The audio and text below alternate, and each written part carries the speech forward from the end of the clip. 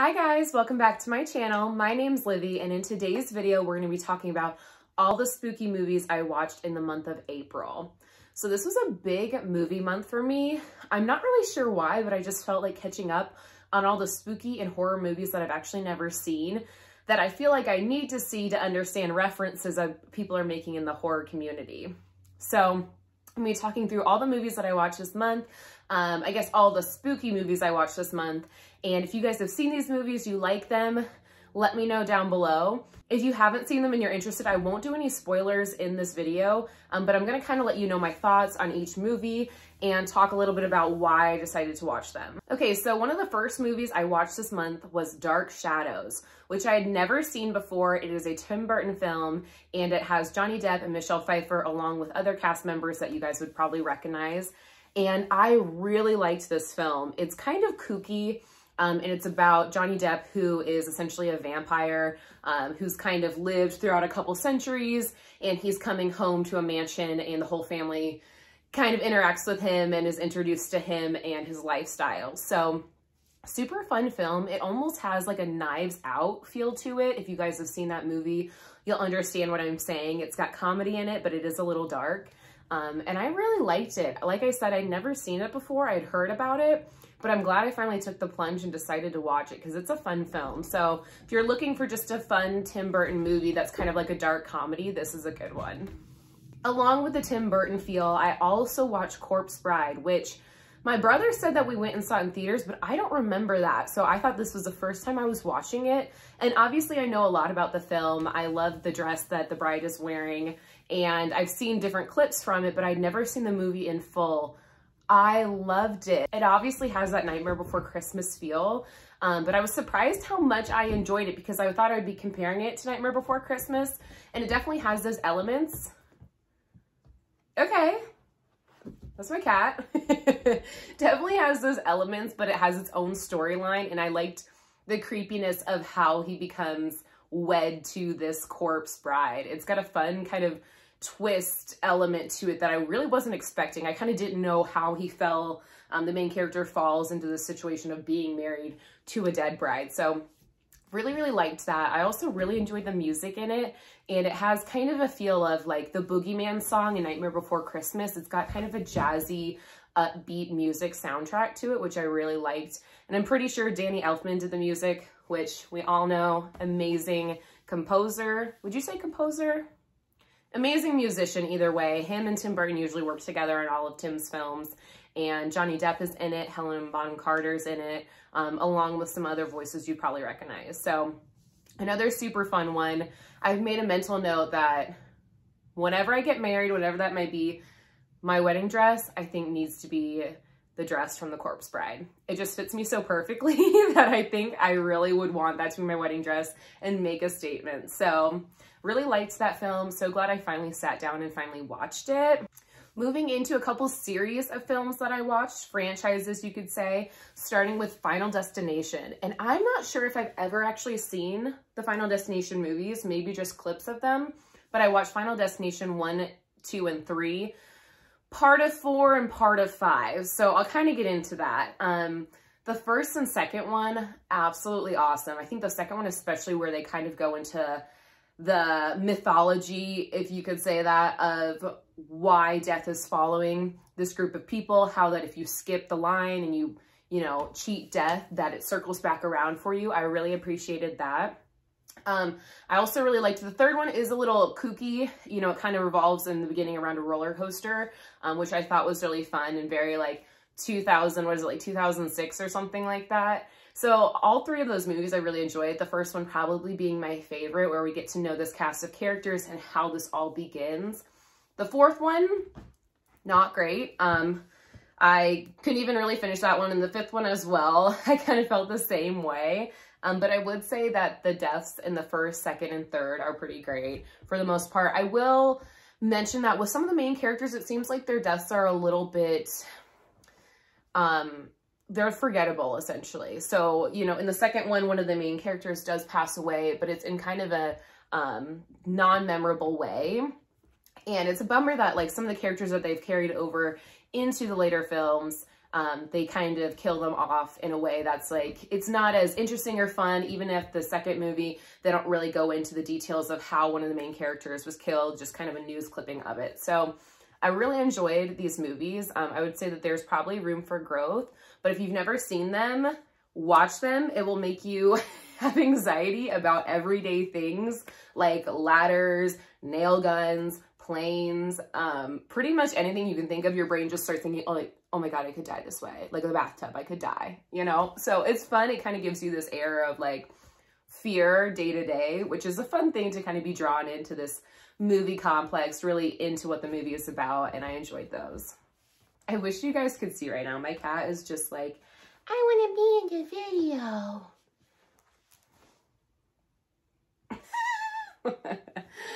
Going along with other kind of franchises that I watched, I did watch Ginger Snaps, which I had never seen before and really didn't know anything about. If you're looking for a late 90s, early 2000s movie that is really like a coming of age film for women, it is such a good one. It is about two sisters. One becomes a werewolf and kind of how they're going through high school, and she's becoming a woman, but she's also a werewolf. It's really kooky and fun. There's definitely a lot of like nods to teenage dilemmas, you know, having sex, getting your period, things like that. But it is a fun movie, and it's not like any movie I've ever seen before, especially for that time period. I feel like it wasn't as common to have such an in-your-face teenage kind of drama werewolf movie. Like, it is extremely unique, and the soundtrack in that is really fun as well. So Ginger Snaps, the first one, 10 out of 10, 5 stars across the board, 97% Rotten Tomatoes. I really loved it. The second one, however, they carry on the plot line with one of the sisters and kind of tell about, you know, it's about what happened in the first movie, that kind of still haunting the sister. And it's not so great. It definitely feels like a sequel, like a low budget sequel. I'm sorry if anybody loves it. There are good parts to it, but it falls apart, at least in my opinion, especially towards the end. It just doesn't seem to make a whole lot of sense, and the story feels like very amateur and how it progresses. So wasn't my favorite. Glad I watched it, but really glad I watched the first one especially. Continuing with some franchises, this one I didn't dive as far into. And to be totally candid with you guys, it's because my roommate was out of town when I started watching these and I was scared. So they are the Conjuring movies. I watched the first one, and one of my favorite YouTuber couples, the Grim Life Collective, had actually done a video interviewing one of the girls, now an older woman, who lived in the original farmhouse. The whole story was about her family. So I watched that a few months ago, and I was actually interested to see this film. And I'd been putting it off because that kind of horror that is based on real life events and like demonic stuff really freaks me out. It just happens. It seems to happen often enough to people that it's like, I don't want that energy coming after me, but I still wanted to watch the film, and I really liked it. I think it's good storytelling, and it definitely has that Amityville horror kind of aspect to it, and getting to see the couple that goes and helps this family that's living in a farmhouse where the mother gets possessed. It was really cool to kind of see their story carry over into the second one as well, and them going to, I think they're going to like London to help another family where a similar situation is happening. So the first and second ones, I did like both of them. The second one I didn't enjoy as much, but we did get introduced to the nun in that. I'm not sure if I will continue on and watch like the Annabelle movies and the Nun movies. Like I said, they kind of freak me out, and I'm not sure if like going through it to watch the storyline is worth having nightmares. But either way, I loved the first and second Conjuring. I thought they were really fun. Another movie I watched while my roommate was away, and it was like the first day he was gone, and I shouldn't have watched it, was Oculus.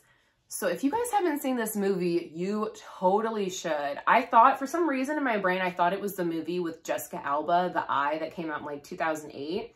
No, completely different movie. No offense, Jessica Alba, way better movie. Oculus just killed it. It is about a mirror that this family moves into a house. The husband kind of updates what he wants his office to look like and puts this really intricate mirror in his office. And there is an entity living in that mirror that is kind of brainwashing, I guess. Brainwashing him into doing things, and also the mother in the house. So it's the kids you see kind of a playback to what happened when they lived there when they were younger, and they're now older. Both their parents have passed away. They have the mirror, and the sister wants to kind of reenact this and get rid of whatever's going on in this mirror to kind of stop this curse, because it has traveled through different families and killed a lot of different people. So very good movie. I would say it's chilling in a way that's like the kids, while they're filming, the sister set it up so that she is filming what is happening while they're interacting with this mirror, because you're not really conscious of it. The entity in this mirror is having you do things that you're not aware of. So it was chilling. There's one particular scene where I don't want to spoil it, but I want to talk about it because it's like, it gives me chills to think about. But essentially the brother and sister are older and they're filming, like I said, filming interactions with this mirror, and they look back on some of the video stuff that they're recording just a couple minutes before, and they realize they've been like doing things around the house that they were completely unaware of. They thought they were just talking to each other the whole time, and they're like moving objects and things like that. So if you've seen that movie, you probably know the scene I'm talking about and how just eerie it is. And the whole time they're having like kind of an argument or a discussion in the middle of it, and they think they're just like standing next to each other talking, and really they're like talking to each other, moving things, and totally like zombie out of it. So it's a really effective movie. I wish there were more of them. For some reason I thought it was like a franchise, but I don't think it is. Such a good movie. All the characters are really great, and it's just eerie as heck. So if you haven't seen Oculus, definitely watch it. I think it's like 2015 or so. So if you get confused about other movies that have to do like visually with your eyes and seeing a mirror and stuff, it's the 2015 Oculus. 2015 or 2016, I think. So really, really good. Another movie that gave me kind of similar chills to Oculus in a different way was Lights Out. This movie, if you've never heard of it, I think I saw it on Hulu is where I watched it. And it's about this like entity, this like female entity that follows a family. And you get a backstory of how this thing kind of latched on to the mother of the family and hurts the children. The husband dies in a mysterious way from this. And every time the lights go out or they were to be in the dark, this thing shows up. And you get a really cool backstory about why this thing can only survive the dark. And that essentially when it was alive, it had like an intolerance to sunlight and UV. So it's trapped this family in the house where it's really dark, and they have to keep like finding different flashlights and things like that to turn on to keep it away from them. Really eerie movie. I'd say it's really great visually, and it's a creepy concept. It made me want to sleep with the lights on the night that I watched it, because it's just like to think that when you turn the lights out, this thing just approaches you, can get as close as possible, it can grab you and things like that. The second the lights come on, it's gone. So really fun film. I would say watch it if you've got a nightlight nearby. Or if you're not afraid of the dark. This one might make you afraid of the dark. So it's a fun one. Definitely check out Lights Out on Hulu. Now, moving into a film that I have tried to watch before, and for some reason I have not been able to get past the first like 15 or 20 minutes until a few weekends ago. And I'm so glad I stuck with it and got past the beginning of it. And that is 13 Ghosts with Matthew Lillard. I love Matthew Lillard. Obviously, I'm a huge Scream fan. I think I probably expressed that to you guys before. But I've tried to watch this movie and it just hasn't sucked me in. I think it's a little slow, or it doesn't really have the horror feeling that I would want it to have in the beginning of the film. But if you keep with it, it gets so good. So it's essentially about an older guy who captures ghosts in this like glass house. He passes away and his family inherits the house, only to find out that it's kind of this like timetable where all the ghosts are locked up in these different quadrants until they kind of get released. And that's what happens when this family is in this house. Matthew Lillard is like a clairvoyant that can feel and see all these energies. And when you put special goggles on, you can see them as well, just the average person. I wish a little bit that they had gone into more about the ghosts. And I've heard that on the DVD, you get to see the backstory of all the different ghosts, but the imagery of these ghosts with the strobe lights and just the hair and makeup, everything they're in is really cool. One is called the Jackal, that I think probably people think is the most terrifying, and I do as well.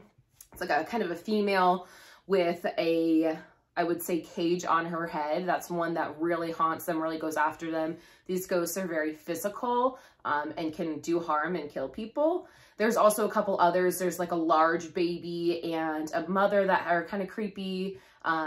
There's other ones I just can't even remember, which is why a little bit I liked the movie, but I wish we got to see more of the ghosts and see their backstories. You see a good amount, but like I said, it's a lot of action where they're torturing the people in this house and the family's trying to get out of these quadrants and kind of get to safe spaces within the house. And so it is a lot of like strobe lights and action moving, so you don't get to stop and see the ghosts as much as you probably, at least as much as I would like, because they're chilling. It reminds me of like Michael Jackson's Thriller, when the camera pans over to all the different like zombies and they all whip their heads around. They look similar. They're really gruesome. They're shocking to see and very effective. So I ended up really liking this movie. It's a cool concept. It's very like early 2000s, late 90s kind of technology driven, which I do appreciate. I wish it started a little faster and like got the ball rolling. I don't know why it just doesn't suck me in the beginning. And that might just be, I might be like a one-off opinion on that. But I really did enjoy it, so I'm glad I stuck with it. And this one's probably going to go into one of my favorites of like early 2000s horror movies. Two other movies that I got into that I had never seen before, which I'm like, how have I never seen these? The Blade movies. I watched 1 and 2 and I loved them. I'm always a huge vampire fan, especially if it's like an action movie, like Underworld and those kind of movies. But I'd never seen Blade. I knew Wesley Snipes was awesome in it, like a really cool kind of vampiric action star. So I'm so glad I took the time to sit down and watch these. I think they're very fun. Again, kind of that like late 90s, early 2000s feel with technology and just the way things are shot, you know, people wearing leather outfits and the vampires are like cool and going to raves and things like that. So it was a really fun feel to kind of bring me into that time period. And I really enjoyed the storyline. It's a fun introduction to vampires who can also walk in the day. And then in the second one, there's a mutation of vampires, like a species that's been kind of terrorizing the vampire community. So I would say if you haven't seen the Blade movies, at least 1 and 2, I've not seen 3 yet, but it is on my list. I advise you to watch them. They're just fun. It kind of gives you a better idea of vampire movies in the late 90s, early 2000s. And then after that, you know, we kind of get Underworld, and I feel like that kind of fits the whole genre. So definitely watch those if you haven't. Next up, I actually took time to watch Ghostbusters Afterlife. I remember seeing this trailer in theaters for like a while, and then COVID happened and we never got it. And then it came out in theaters and I didn't actually see it at the time. I kind of don't remember it being released, but I did buy it on Amazon. I rented it and I really liked it. So I loved that they used a lot of the original music and nods to Ghostbusters, because I'm a huge Ghostbusters fan. I mean, hell, my cat is named Gozer. So, you know, like I had to watch this movie. I had to catch up with the storyline and see what was going on. And I would say it's really fun. They have cameos from the original cast, and one of the main characters is Egon, who unfortunately the actor has passed away. They did a really good job of computerizing him because there are scenes with him in it. So I really enjoyed it. I thought the storyline was fun. Paul Rudd is in it, who doesn't love Paul Rudd? So I would say if you haven't watched it and you are a Ghostbusters nerd, you'll enjoy it. Like, there are moments that I just enjoyed, all the nods to the original 1984 Ghostbusters and kind of them paying respects to everything that franchise at the time built. So I would say it was definitely worth the watch. If you haven't seen it already and you enjoy Ghostbusters, you'll probably like this one. And that is going to do it for all the spooky movies that I watched in the month of April. There are a lot of other movies that I watched that are not kind of horror themed. If you guys are interested in hearing about those, let me know and I can do a video on those as well. I watched a lot of the Disney Original Channel movies and a lot of like other Disney movies and just some like fun movies in general, but I didn't want to include them in this because this is more of a like a Halfoween, halfway to Halloween kind of video, talking about all the horror movies that I watched in April. So if you guys really enjoyed this video, please give it a thumbs up and don't forget to subscribe down below, and I will see you guys in my next one. Bye!